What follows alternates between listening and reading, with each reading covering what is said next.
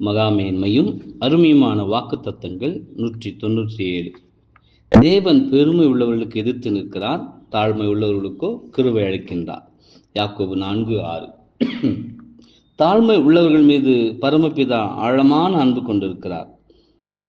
இதுவே நாம் நம்மை தாழ்த்த வேண்டியதற்கான காரணமாக அமைகின்றது.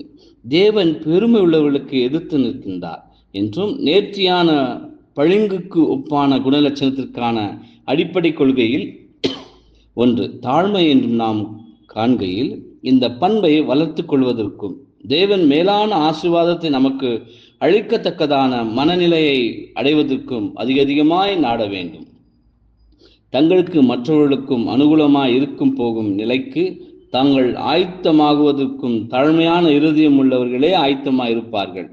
இயேசு மகிமைக்கும் கனத்திற்கும் அழியாமைக்கும் வழிநடத்தும் சரியான வழியை, அதாவது முழுமையாய் சுயத்தை தாழ்த்தவும் தெய்வீக சித்தம் எதுவாக இருந்தாலும் அதற்கு முழுமையாய் கீழ்ப்படுத்தி ஒப்பு கொடுக்கிறதுமான பாதையை நமக்கு விளக்கி காட்டியுள்ளார் என்பதே